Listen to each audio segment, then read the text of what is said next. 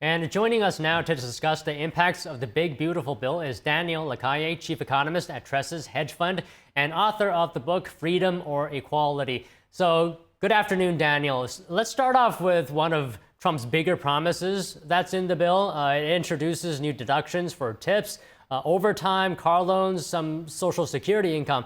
What are the likely effects of these on the middle class? Well, these are exceedingly important because we have to remember that there was a project to increase taxes on all those segments. And these are actually those parts of society that have the largest levels of vulnerability.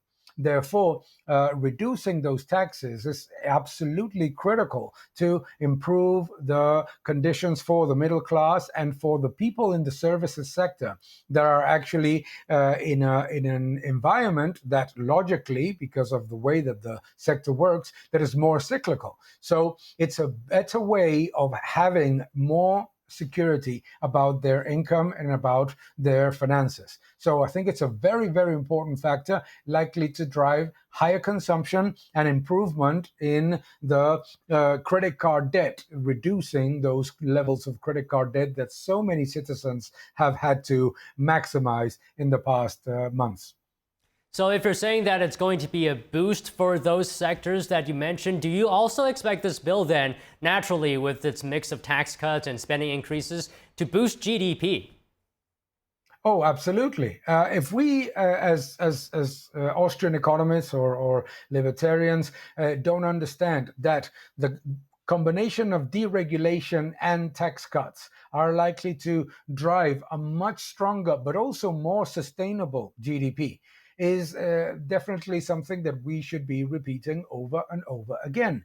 It is very important for everyone to understand that we have seen in Argentina, in Ireland, in Luxembourg, in Holland, in so many countries, that the combination of deregulation and tax cuts generate better revenues, more sustainable GDP growth, and more productive growth. And that is very important in order to accelerate job creation, improve investment, and drive tax revenues to a higher level. Let's remember that the tax cuts actually increase revenues to record levels. So those are elements that are very important. But it's also very important to think of the negative impact if the Big Beautiful Bill is not passed, which would entail the largest tax hike on the middle class in history.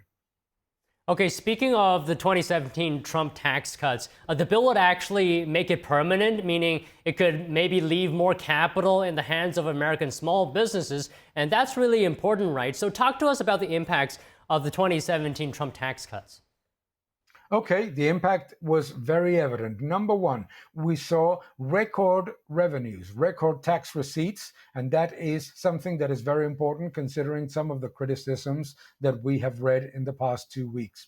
But second, and you've just outlined that, is the improvement for small and medium enterprises. We have seen how small and medium enterprises have been obliterated by higher inflation, higher taxes, and a weakening of the productive economy. Small and medium enterprises will find a boost both in terms of cash generation and their ability to restore their finances and improve their decisions of investment. So I think it's important. No, it is critical for the SMEs, which are the fabric of the productive economy in the United States, to pass this bill, as well as for consumption. So if we look at GDP, what we're likely to see is an improvement in investment, a reduction in imports, an improvement in exports, and a significant boost in terms of consumption.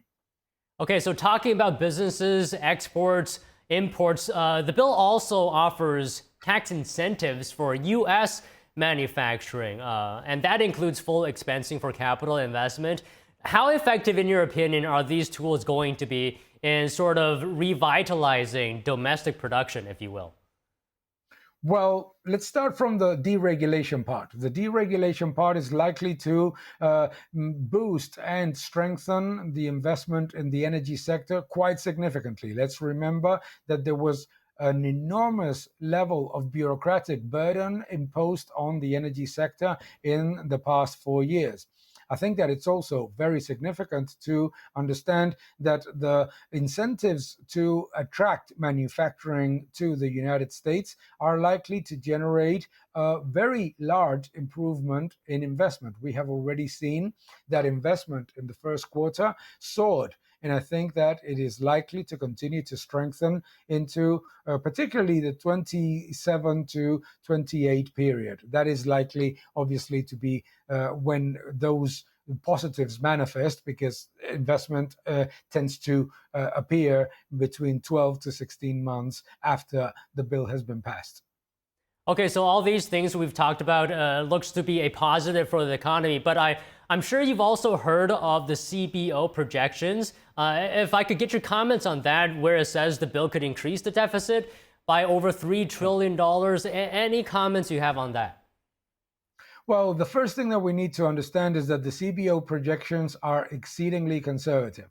The CBO projections don't consider any improvement in the economy from the deregulation, any improvement in investment, any improvement in growth or jobs from lower tax cuts, and certainly any improvement in revenues, especially, which I find surprising, considering that the 2017 tax cuts actually generated record receipts. No, but I also find it very, let's say, questionable to consider the tax cuts same as a spending increase. That is not the case in any shape or form. And the other thing about the CBO projections that is not considering any positive is from the trade deals. The CBO projections assume no improvement in exports and no improvement in imports.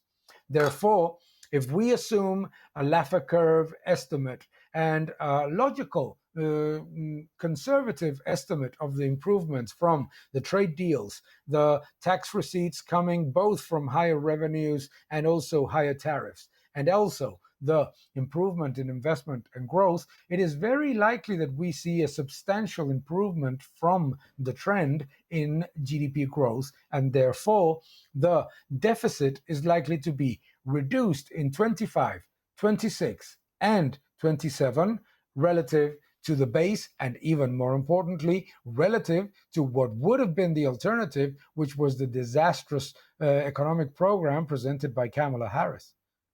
Okay, just to wrap up here, let me ask you one more thing on the market. It seems like S&P 500, NASDAQ reaching all new highs now, record highs. Any thoughts you have on what's contributing to this record market rise? Yeah, number one, very good earnings. The earnings season has been very positive, and more importantly, it was not just the earnings published, but the guidance. Remember that in 2020, most of the S&P 500 companies did not give any guidance because of uncertainty. In this year, we have seen not just confirmation of year and next year's expectations of earnings growth, but actually some of them strengthening. That has been very, very positive.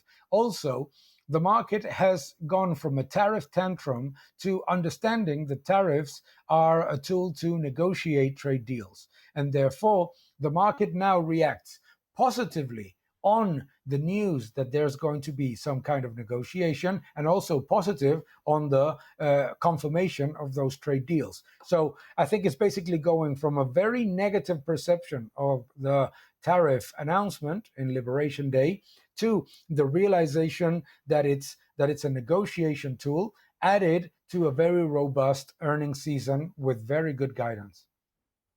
Okay, Daniel, again, thank you very much for your time today. Always a pleasure. Thank you, Don. Thank you for watching this video. Please subscribe to my channel, like my videos, leave your comments below, and keep defending freedom. Thank you very much.